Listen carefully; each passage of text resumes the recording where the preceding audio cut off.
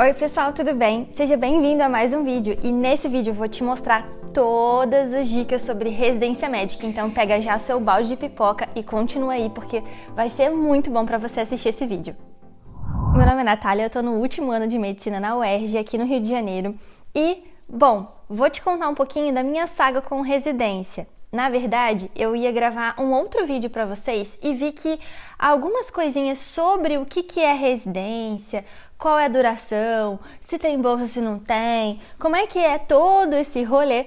E eu precisava passar isso para vocês antes da gente começar a falar sobre o cursinho, qual que é o melhor cursinho, enfim. Então vai ter tudo isso aí para vocês agora aqui no canal, tá bom? Mas vamos começar do começo e para você ter uma ideia do quão importante é esse assunto sobre residência e pós-graduação, eu trouxe alguns números para vocês, tá bom? Para vocês terem a noção do impacto que isso tem na sua formação e o porquê você precisa começar a pensar sobre residência lá nos primeiros anos já da graduação, tá bom? Para você que tá aí já pensando, mas Natália, é um outro vestibular? Sim, gente, quando você passou para medicina, isso não quer dizer que sua vida está livre de provas, tá? Além das provas da faculdade, você ainda vai se submeter a muitas provas pela vida, pode acreditar em mim. E uma delas é quando você se forma. Na verdade, você pode fazer essa prova em qualquer momento depois que você se forma, tá? Não necessariamente logo assim, depois que você acabou de pegar o seu diploma, tá com o canudo na mão, tá louco com o CRM na mão. Você pode fazer essa prova logo assim que você termina, tá? Se você já decidiu qual vai ser a sua especialização, qual que vai ser a sua carreira médica aí, qual área você vai seguir. Mas você também pode, ainda não escolhi, não decidi, tudo bem, não tem problema, você já é médico formado como generalista, na verdade você não tem título nenhum de especialista e você já pode trabalhar. Então, quando você pega o seu canudo, pegou o seu CRM na mão, você é um médico generalista. Você pode trabalhar em diversas áreas, mas você não tem título de especialização em nada. E já vou te contar o porquê que isso não é tão bom assim. O que acontece? Quando você recebe o seu CRM, você vai trabalhar, você se coloca no mercado de trabalho e hoje em dia, medicina tem se popularizado cada vez mais. Ainda é um curso muito elitizado, a gente ainda precisa que ele seja um pouquinho mais aberto, né, para a população, para que mais pessoas tenham acesso e várias políticas nos últimos anos vieram colaborando com isso. E também o fato de terem mais universidades, então você tem universidades novas abrindo, enfim. E com isso a gente teve um aumento no número de médicos que estão se formando. Para você ter uma ideia, no censo demográfico que a USP fez em 2020, ou seja, a gente ainda nem tinha os impactos da pandemia ainda nesses dados, a gente tinha um número de médicos que nos últimos anos eles dizem que veio aumentando mais de 4 vezes mais do que a população do Brasil. É muito médico, gente. Para você ter uma ideia, em novembro de 2020, tá? A gente tinha 500 mil médicos. Foi um recorde histórico de crescimento de número de médicos sendo formados no nosso país. Isso quer dizer 2,38 médicos a cada 1.000 habitantes do país. Obviamente, não tá esses números não estão, refletindo que em todas as áreas existem médicos uniformemente. Óbvio que não. Algumas áreas vão ter mais médicos do que outras áreas. Por isso, a gente ainda continua tendo uma carência e uma demanda de profissionais médicos em várias regiões do país, tá? Isso quer dizer que o nosso mercado de trabalho, apesar dele estar crescendo e aumentando o número de profissionais entrando nesse mercado, ainda tem uma carência e uma demanda de profissionais nas regiões do país, entendeu? E um outro dado que eu queria trazer para vocês pensarem é que 67% dos médicos que foram entrevistados nesse censo demográfico já tinham algum título de especialização ou residência médica. E só 1/4 desses médicos que foram entrevistados não tinham nenhum título e não tinham residência médica.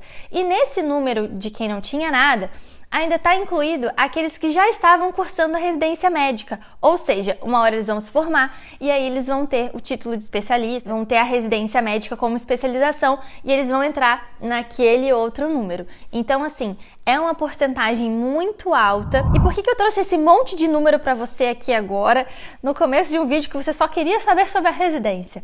Eu quero te falar o seguinte: o número de médicos no nosso país está aumentando cada vez mais. E isso porque a gente ainda nem levou em consideração as pessoas que fazem faculdade de medicina fora do país e vão revalidar o seu diploma nos próximos anos aqui. Então, a gente ainda tem um número de pessoas aí que ainda vai entrar nessa conta. Também resolvi trazer para você um outro dado, né? Que é esse de médicos com título e residência médica. Por quê?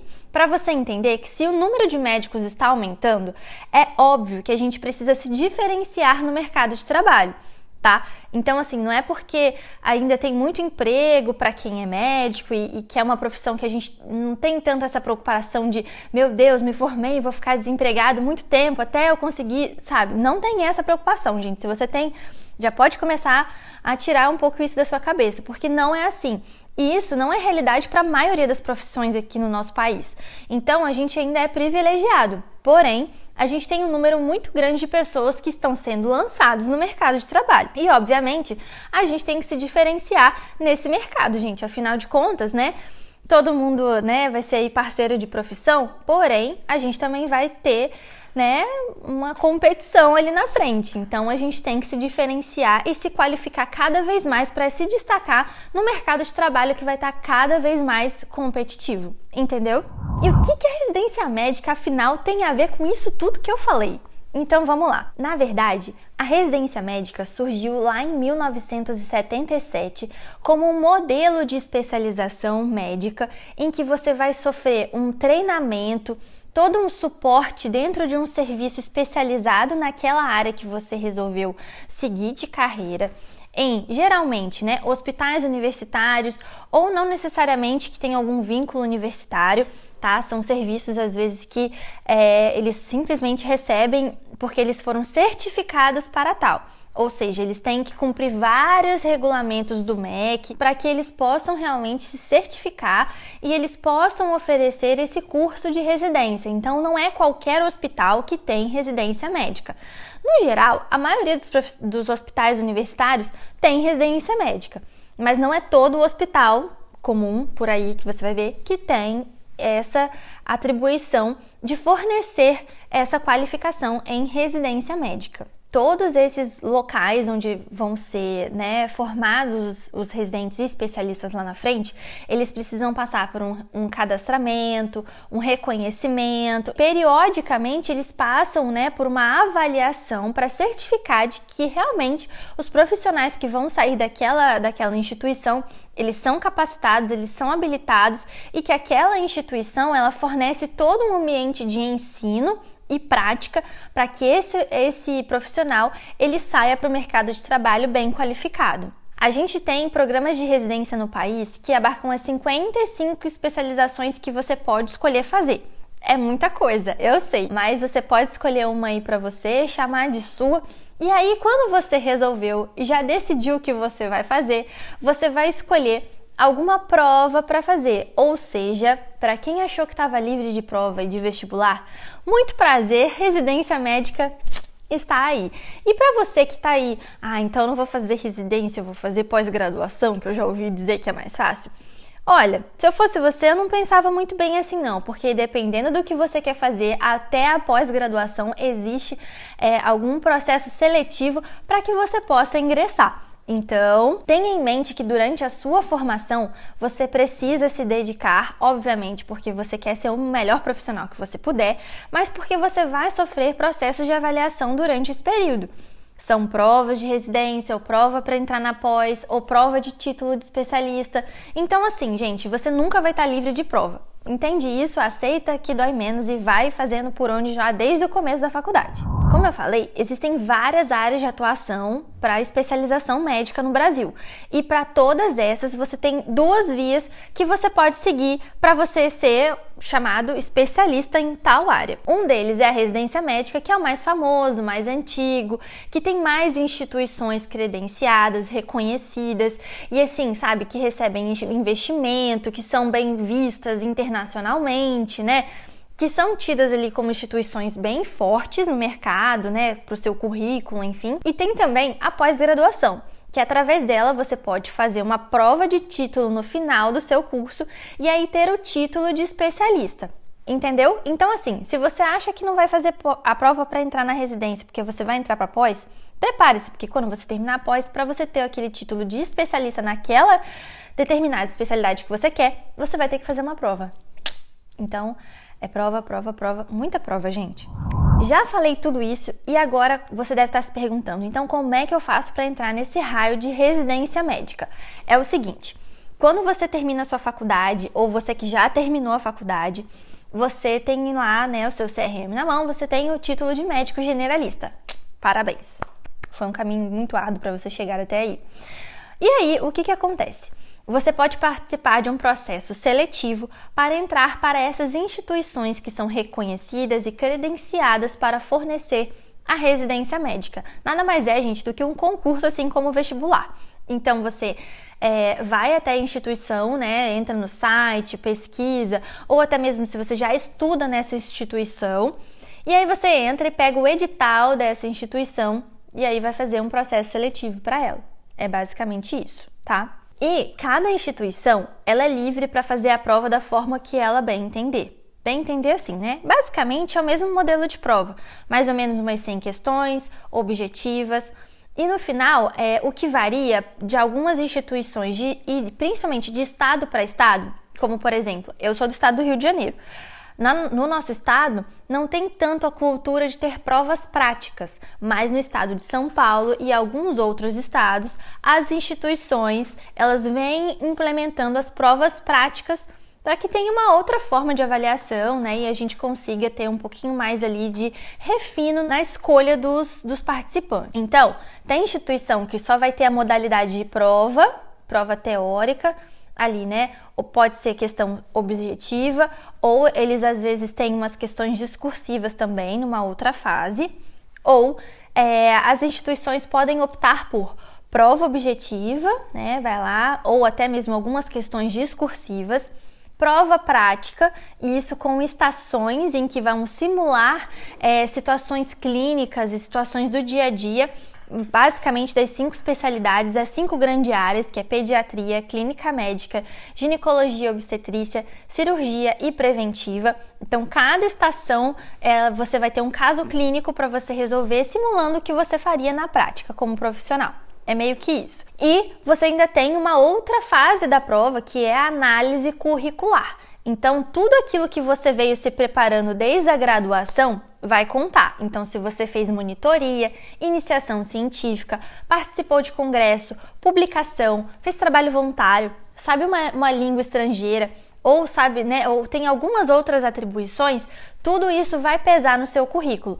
Por isso que eu te falei que é muito importante você ficar atento dependendo de onde você vai querer fazer a sua especialização. Por quê?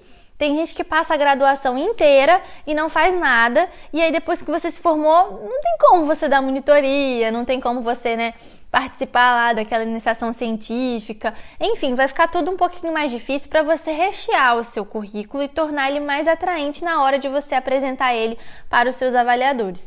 Então, para você que está aí no meio da faculdade, já começa a se antenar e ver onde você vai querer fazer prova de residência, porque isso vai fazer muita diferença e às vezes é aquele pontinho que faltava para te diferenciar do outro candidato. Em média, a duração da residência ela vai de 2 a 5 anos. Algumas residências elas vêm sofrendo modificações, né, na duração, mas em média é isso, vai de 2 a 5 anos. E você pode fazer a residência, por exemplo, fez pediatria, 3 anos de pediatria, né? Formou lá, parabéns, você agora é pediatra. E aí você pode fazer outra prova para fazer um R+, e se especializar em alguma outra área. tá? Então, por exemplo, você pode fazer cirurgia. Cirurgia sofreu modificação nos últimos anos e agora você pode fazer tanto a área básica ou a cirurgia geral. Então, você ou presta prova para 3 anos, cirurgia geral, ou você faz a área básica, faz só 2 anos e aí já faz uma outra prova para uma especialização mesmo. Se você já tem essa ideia, não quer ser só cirurgião geral, né? Não faz questão. E aí você já pula para alguma outra coisa. Mas entenda que os anos vão se somando e vai ser uma longa ainda jornada de estudo e de especialização aí pela frente. Afinal, vamos aos números, que é o que todo mundo gosta de saber. Afinal, quanto ganha um residente? Gente, um residente, ele é um médico formado, então você já pode trabalhar, tá? Paralelamente à sua residência. É óbvio que isso vai depender da sua carga horária, que em geral é de 20 horas semanais. Não, gente, sonho se fosse. Você vai conseguir trabalhar aí, dependendo, se você conseguir encaixar nas 60 horas semanais que são obrigatórias aí da sua residência médica, tá bom? Os horários depende de cada serviço, de como é que isso vai se ajustar, porém, é isso que você vai ter que fazer. Então, um médico residente, ele vai ganhar uma bolsa, ou é uma bolsa federal, né, que você vai ganhar, ou dependendo da instituição, essa bolsa é fornecida pelo município, pelo estado, enfim, vai depender um pouquinho aí de qual instituição você vai fazer, mas é uma bolsa que você vai receber, tá? E até 2020, essa bolsa tinha um valor de R$ 3.330,43. Isso é o valor bruto, tá? Isso é sem descontar aí os impostos, enfim, essas coisas que eu não entendo muito não, mas eu vou descobrir no ano que vem, e aí eu volto aqui para contar para vocês como é que é esse rolê na verdade. Enfim, então são 60 horas semanais ganhando R$ 3.330,43. Natalinha do futuro, vindo aqui para confirmar o que antes era somente boatos. Tínhamos boatos de que o valor da bolsa de residência ia sofrer um reajuste. E realmente isso é real. Eu ouvi um amém? Eu ouvi um amém. Se você está feliz com essa novidade, então comenta aqui embaixo, #Amém Igreja. Então, esse valor, a partir do ano que vem, 2022, a bolsa de residência vai passar a valer R$ 4.106,09. Então, gente, já dá pra comprar umas balas juquinhas aí com esses 9 centavos e dá pra, ser um pouquinho mais feliz aí, tudo bem? Agora vamos voltar então para a continuação deste vídeo. E aí, obviamente, como eu já disse, você ainda pode trabalhar por fora, né? Fazer um plantão aqui, outro ali como médico generalista e ganhar um dinheirinho a mais para você já poder, né? E aí, fazendo suas coisas, né? Comprando umas buruzinhas, enfim, é isso. Bom, gente, são muitos detalhes, tá? Eu não me atentei muito à pós-graduação, porque não é uma modalidade que eu vou pretender fazer, então, assim, acaba que eu não pesquiso muito sobre, enfim, mas se vocês quiserem vídeos sobre isso aqui no canal, eu posso pesquisar um pouquinho mais, eu posso trazer alguém que esteja fazendo uma pós-graduação para a gente poder bater um papo e conversar um pouquinho sobre essa outra modalidade, que é uma modalidade que vem crescendo cada vez mais no país, tá? E que, dependendo da instituição que você faz, ela é muito boa também, vai ter uma carga horária aí puxada, não é só essa sombra e água fresca que todo mundo pensa, tem alguns locais que é pesado sim, e é tão bom quanto algumas residências pelo país. Então, assim, é uma outra forma, uma outra modalidade de você ser especialista que você pode colocar aí no seu radar. Tá bom? Bom, se você gostou desse vídeo, se ele te ajudou a entender um pouquinho mais o que é residência médica, a entender que você tem que começar desde agora, mesmo lá no começo da faculdade, a pensar nisso, sabe? Se eu te ajudei de alguma forma, eu peço para que você deixe o seu like para eu saber que você gostou. E se você tá aí, tem um amigo aí que tá com você aí nesse rolê, nesse processo, manda esse vídeo para ele, porque pode ajudar também de alguma forma. Tá bom? Bom, a gente ainda vai ter mais vídeos aqui falando sobre residência médica. Então, se eu fosse você e se esse assunto te deixa um pouquinho assim, meu Deus do céu, vamos lá, preciso saber mais sobre isso, eu me inscrevi aqui no canal para você não perder nenhum vídeo, tá bom? É isso, gente. Eu espero que eu tenha ajudado vocês e a gente se vê no próximo vídeo. Fiquem com Jesus. Tchau, tchau.